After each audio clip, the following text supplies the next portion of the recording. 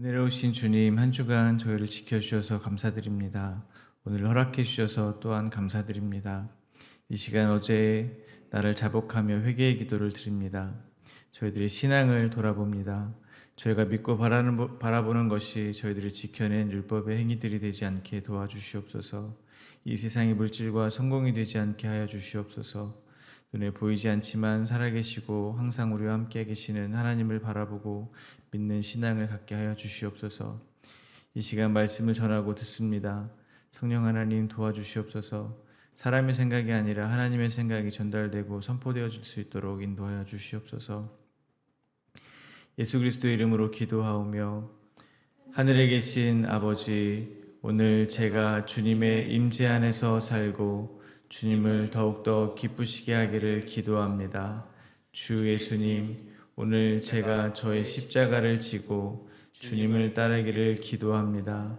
성령님, 오늘 성령님이 저를 충만하게 채워주시고 성령의 열매, 사랑과 희락과 화평과 오래 참음과 자비와 양성과 충성과 온유와 절제가 제 삶 속에서 익어갈 수 있도록 해 주시기를 기도합니다. 아멘. 오늘 저녁 7시 30분에 두드림 음악회가 이곳에서 있습니다. 함께 오셔서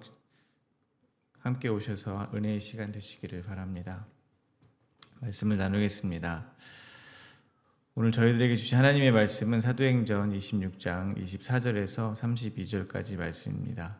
저 여러분이 한 절씩 교독하겠습니다.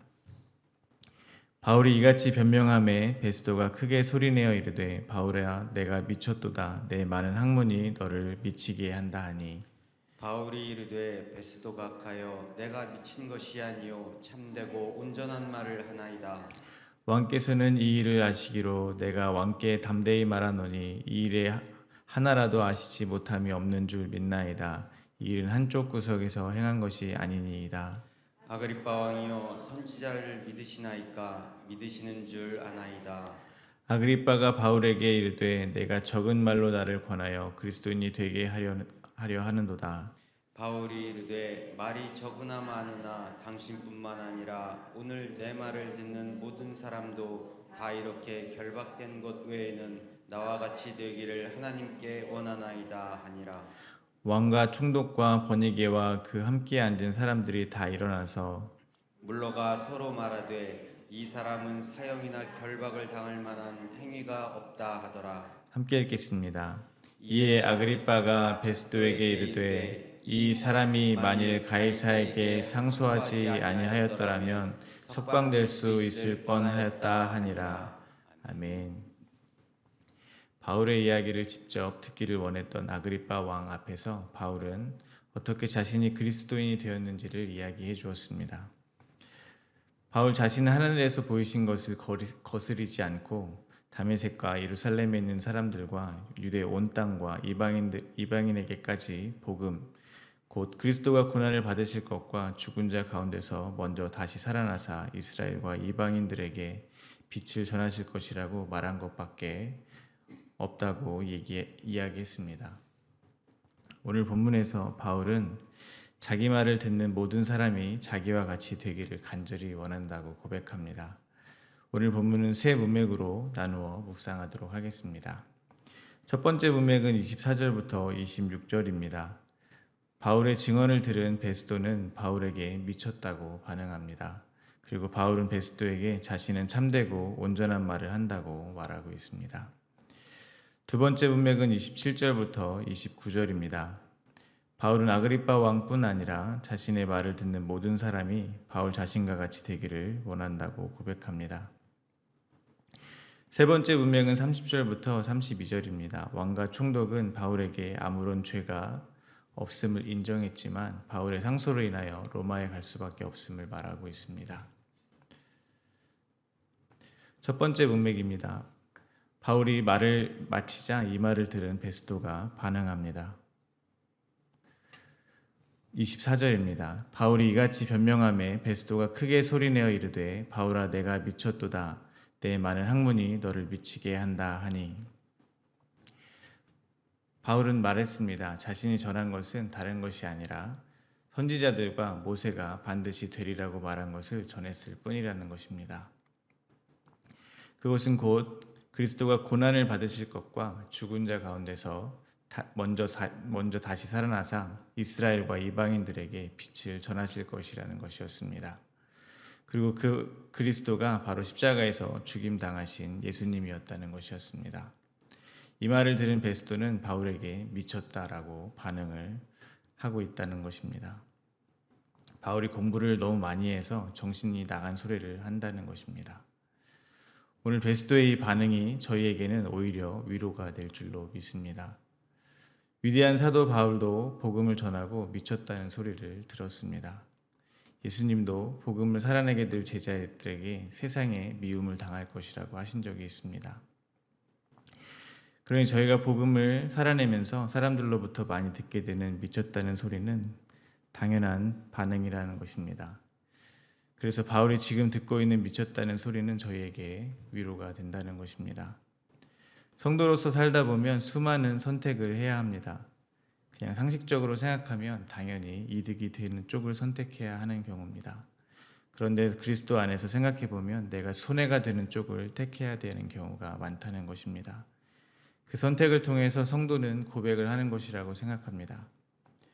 나를 살리는 것은 번창한 사업과 높은 지위와 또는 많은 돈, 성공한 삶이 아니라 하나님의 은혜라는 것을 고백한다고 생각합니다. 그러니까 손해를 감수하는 선택을 하는 것입니다. 내가 남들보다 더 많은 수고를 감내해야 하는 선택을 하는 것입니다. 그럼 주님을 알지 못하는 사람들이 저희를 보고 미쳤다라고 한다는 것입니다. 뒤에서 조롱하고 손가락질한다는 것입니다. 조용히 보고 있다가 저희가 그래도 망하지 않으면 계속 친구의 관계를 유지할 것입니다. 그러나 저희가 그러한 선택으로 망해버리면 그럴 줄 알았어 하고 저희를 조롱하고 떠나버린다는 것입니다. 그때 저희들의 믿음이 흔들릴 수 있습니다. 꼭 이렇게 해야만 성도인가 하는 생각이 마음을 어지럽힐 수 있다는 것입니다. 그럴 때마다 바울과 같은 저희 신앙의 선배들도 동일한 조롱을 당했음을 말씀을 통해 확인하시면서 그리스도인의 삶이 원래 이런 거지 하면서 잘 견디어내시기를 소망합니다. 미쳤다는 말을 조금 더 묵상해 보면 좋을 것 같습니다. 미쳤다는 말은 무언가에 완전히 몰입되었다는 말로 쓰이기도 합니다. 그리고 요즘에는 최상급으로 그 사람을 칭찬할 때 주로 쓰입니다. 완전히 미쳤네 라고 말을 한다면 그 사람이 보여준 행동이나 말이 최고의 수준이라는 칭찬을 하고 있다는 것입니다. 그러니까 이런 면에서는 바울은 미친 사람이 맞을 것입니다. 그는 그리스도께 완전히 미쳐있는 사람이었습니다. 그리스도로 인해 살고 그리스도로 인해 죽기를 각오한 사람이었습니다. 고린도후서 5장 13절입니다. 우리가 만일 미쳤어도 하나님을 위한 것이요 정신이 온전하여도 너희를 위한 것이니. 이는 저희도 마찬가지라고 생각합니다. 저희도 하나님께 미쳐야 된다고 생각합니다. 하나님께 완전히 몰입되어야 한다고 생각합니다. 하나님 말고 저희의 마음을 채우고 있는 무언가가 있다면 저의 마음을 그것으로부터 하루빨리 끊어달라고 기도해야 될 것입니다. 완전히 저의 자아가 비워지고 그 그리스도의 영으로 가득 차기를 갈망해야 될 것입니다. 더 나아가 바울이 왜 이렇게 예수님께 미친 사람이 되었을까 생각해 보게 됩니다. 바울이 하나님께 이렇게 미친 사람이 되어 그리스도만을 위해 살게 된 것을 또 다르게 표현해 본다면 하나님의 은혜에 너무나 감사한 사람이라는 뜻이 될 것 같습니다. 고린도후서 5장 14절과 15절입니다. 그리스도의 사랑이 우리를 강권하시는도다. 우리가 생각하건대 한 사람이 모든 사람을 대신하여 죽었은즉 모든 사람이 죽은 것이라. 그가 모든 사람을 대신하여 죽으심은 살아있는 자들로 하여금 다시는 그들 자신을 위하여 살지 않고 오직 그들을 대신하여 죽었다가 다시 살아나신 이를 위하여 살게 하려 함이라. 바울이 하나님께 미친 이유는 그리스도의 사랑 때문입니다. 예를 들어 보겠습니다. 제가 어떤 사람을 죽인 살인죄를 저질렀다고 예를 들어 보겠습니다. 그런데 어느 날 제가 심장병에 걸린 것입니다. 심장을 빨리 이식하지 않으면 안 되는 것입니다. 그때 어떤 분이 자기의 심장을 저에게 내어준 것입니다. 그 이유는 저를 살리기 위해서입니다. 저를 사랑해서입니다. 근데 알고 보니 저에게 그 심장을 내어주신 그분은 제가 살인을 저지른 그 사람의 아버지였던 것입니다. 제가 병이 다 나은 다음에 이 소식을 들었다면 저는 그야말로 미쳐버렸을 것입니다. 그런데 세상에서 이 아버지를 잘못 알고 있어서 아버지에 대한 나쁜 소식이 퍼지는 것을 들은 것입니다. 이 아버지는 사람들이 무언가를 열심히 해서 그 결과를 내놓아야만 비로소 사랑을 주시는 그런 분이라는 소문이 가득한 것입니다. 그럼 저는 당연히 이 아버지가 그런 분이 아니라는 것을 알리기 위해서 저의 삶을 다 드리지 않겠습니까? 미친 사람처럼 말입니다. 그러니까 사람은 감당할 수 없는 은혜를 입게 되면 그 사랑에 어찌할 바를 모르게 된다는 것입니다. 감당할 수 없는 그 사랑에 미치는 것입니다. 마찬가지로 바울은 용서받지 못할 죄인인 자기를 찾아오신 주님의 사랑 때문에 하나님께 미친 것입니다. 바울 자신을 살리기 위해서 자기 아들을 아끼지 아니하시고 십자가에 매달아 죽이시기를 망설이지 않으시는 하나님의 사랑 때문에 미친 것입니다. 조금 표현이 과격해서 죄송합니다만 한마디로 하나님이 독생자를 십자가에 내어줄 만큼 저희에게 먼저 미쳐 있었다는 것을 깨달은 것입니다. 저희는 저희 자신에게 몰두되어서 하나님께 미칠 수 없습니다. 그러나 하나님은 창세로부터 지금까지 저희에게 미쳐 있습니다. 오직 저희를 사랑하기로 작정하셨다는 것입니다. 오늘도 저희가 세상으로 하여금 미쳤다는 말을 듣게 되어도 하나님의 그 사랑이 저희를 괜찮게 하기를 간절히 바랍니다. 저희는 지금 이 상태, 이 상황 그대로 가장 기뻐하고 감사해도 될 만큼 하나님의 큰 사랑을 이미 받고 있다는 사실을 깨닫게 되시기를 간절히 소망합니다. 그리고 그렇게 올바른 복음을 전하는 것이 참되고 올바른 말임을 기억하시기 바랍니다. 25절입니다. 바울이 이르되 베스도 각하여 내가 미친 것이 아니요 참되고 온전한 말을 하나이다. 지금 저희가 사는 이 세상은 눈에 보이는 세상이 전부가 아님을 분명히 아실 것입니다. 저희는 눈에 보이지 않지만 예수 그리스도의 통치가 임한 하나님 나라에 살고 있습니다. 그러므로 저희가 사람들은 볼 수 없지만 저희의 삶 속에서 역사하고 계시는 하나님의 통치하심을 고백하는 것이야말로 참되고 온전한 말일 것입니다. 즉 저희가 말씀을 나누던 삶을 나누던 모든 것이 하나님의 은혜요 그리스도로 결론되어지는 모든 말이 참되고 온전한 말일 것입니다. 따라서 저희는 힘써 노력해야 된다고 생각합니다. 저의 삶에 일어나는 모든 일과 나누게 되는 모든 말씀들을 통해서 길이요 진리요 생명이신 그리스도를 발견하고 전하기 위해서 노력해야 한다고 생각합니다. 저에게 일어나는 모든 일이 그리스도라는 진리로 발견되어진다면 저희는 실패와 성공이라는 굴레에서 벗어날 수 있게 될 것입니다. 모든 것이 합력하여 선을 이루게 되는 자유를 얻게 될 것입니다. 바울은 이어서 아그리빠 왕에게 말을 합니다. 왕이라면 예수님께서 십자가에서 죽었다 살아나신 일을 이미 알고 있을 것이라는 것입니다. 왜냐하면 이는 한쪽 구석에서 조용히 일어난 일이 아니기 때문입니다. 이에 아그리빠 왕은 다음과 같이 대답합니다. 28절입니다. 아그리빠가 바울에게 이르되 내가 적은 말로 나를 권하여 그리스도인이 되게 하려 하는도다. 바울의 말대로 아그리빠는 예수님의 십자가 사건을 잘 알고 있었던 것 같습니다. 그리고 구약의 선지자들이 하는 말도 즉 성경에 대해서도 잘 알고 있었던 것 같습니다. 그래서 알 만큼 아는 나에게 감히 몇 마디 적은 말로 그리스도인이 되게 하려느냐 하고 물어본다고 생각합니다. 이에 바울은 다음과 같이 대답합니다. 29절입니다.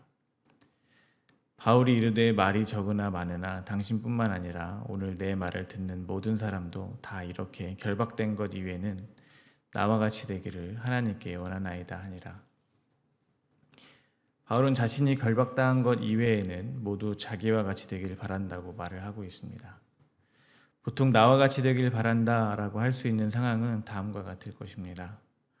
부자가 된 사람이 부자가 되고 싶은 사람들에게 그렇게 말할 수 있습니다.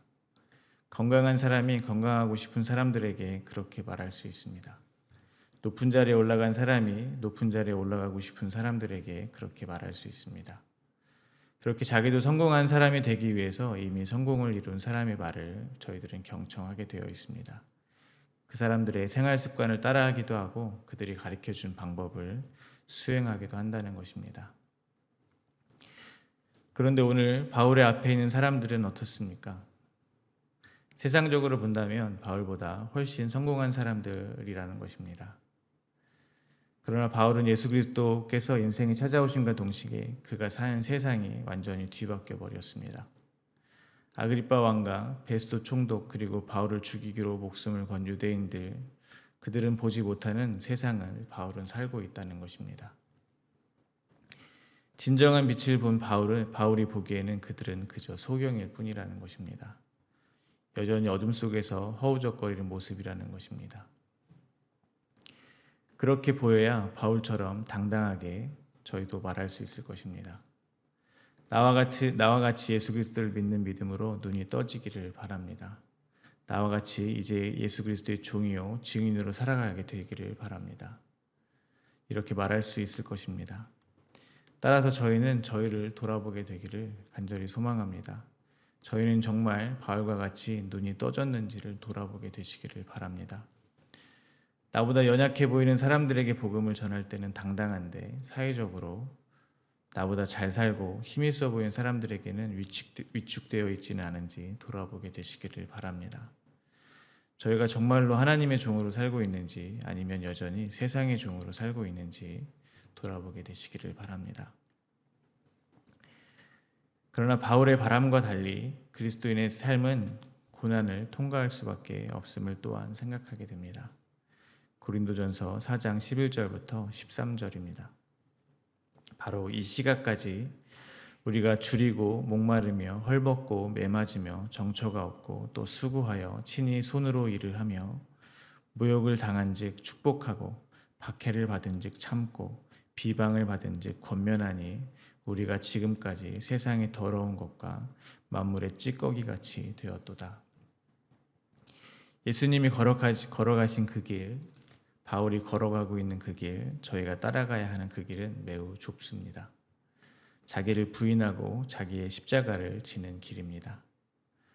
바울과 같이 줄이고 목마르고 헐벗고 매맞으며 정처 없고 모욕을 당했을 때 축복해야 하고 박해를 당했을 때 참아야 하며 비방을 받아도 권면하는 삶을 살아야 됩니다. 바울은 모두가 그렇게 되기를 바란다고 하는 것입니다.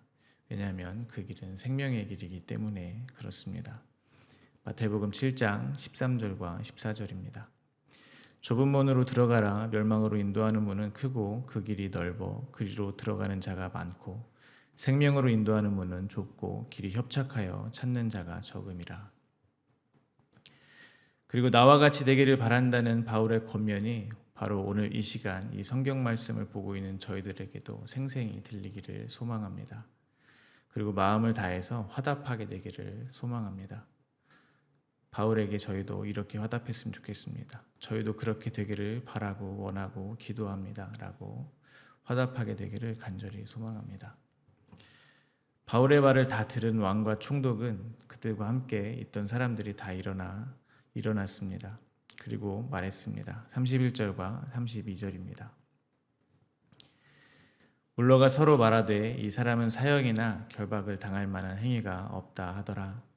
이에 아그리빠가 베스도에게 이르되 이 사람이 만일 가이사에게 상소하지 아니하였더라면 석방될 수 있을 뻔하였다 하니라. 다시 한번 바울의 무죄가 선포되고 있습니다. 그러나 바울은 풀려날 수 없습니다. 왜냐하면 바울은 로마에 가야 되기 때문에 그렇습니다. 그것이 하나님의 뜻이기 때문에 그렇습니다. 바울은 지금 표면적으로는 베스도에게 결박이 되어 있는 것 같습니다. 그렇지만 사실은 하나님께 결박이 되어 있다는 것입니다. 마찬가지로 저희 같은 성도들은 하나님께 결박이 되어 있음을 잊지 마시기 바랍니다. 저희의 뜻대로 되지 않을 것이라는 것입니다. 하나님의 계획대로 저희의 삶도 이끌려가게 될 것이라는 것입니다. 바울은 아마도 자신이 복음을 전하고 아그리빠 왕과 베스도가 그리고 유대인들이 회개하고 돌아오기를 바랬을 것입니다. 당연히 그랬을 것입니다. 그러나 저희가 알다시피 바울이 정말 논리적이고 감동적이게 복음을 전했어도 하나님은 그들을 여전히 긍휼히 여기지 않으셨습니다. 회개하고 그리스도인이 되지 않았다는 것입니다. 제가 바울이라면 힘이 빠졌을 것 같습니다. 성경은 바울이 복음을 전하면 전하는 족족 모두 회개하고 그리스도인이 되었다고 기록하지 않습니다. 오히려 성경에 바울이 전도를 해도 돌아오지 않는 사람들을 기록하고 있다는 것입니다. 그로 인해서 성경을 읽는 성도들에게 복음이 전해지는 데 있어서 모든 주권이 하나님께 있음을 깨닫게 하시는 것 같습니다. 따라서 저희도 그리스도의 종이요 증인으로 하나님께 결박되어 이끌려 살아가는 모든 삶의 과정 중에서 바울과 같은 삶으로 입으로 주님을 전하겠지만 그 결과는 주님께 모두 맡겨야 할 것입니다. 말씀을 맺겠습니다. 오늘 바울을 보면서 가장 많이 생각이 난 것은 얼마나 외로우셨을까라는 것입니다. 바울은 자신과 같이 된 사람들, 자신과 같이 참되고 온전한 말을 하는 사람들이 하나도 없는 그곳에서 로마에 보내시겠다는 약속 하나 붙잡고 지내는 시간들이 얼마나 길고 쓸쓸하셨을까 하는 생각을 하게 되었습니다. 반대로 저희는 바울과 같이 된 사람들, 참되고 온전한 말을 하는 성도들과 함께 하고 있다는 생각을 또한 하게 되었습니다. 다시 한번 그리스도를 주라 시인하는 성도들과 함께 신앙생활하는 이 교회가 얼마나 귀한 곳인지 생각하게 되었습니다. 저희는 거저 이곳에 보이지 않았습니다. 저희를 사랑하시는, 미친 듯이 사랑하시는 하나님께서 독생자 예수 그리스도를 십자가에 죽이심으로 값을 치르셨기 때문에 모일 수 있는 것이었습니다. 따라서 오늘 하루도 기적과 같이 이곳에 모여 서로 참되고 온전한 말을 하는 성도들과의 사귐을 기뻐하시기를 간절히 바랍니다. 그리고 복음을 받아들일 수 있도록 저희를 긍휼히 여겨주신 하나님께 감사하시는 하루가 되시기를 간절히 기도합니다.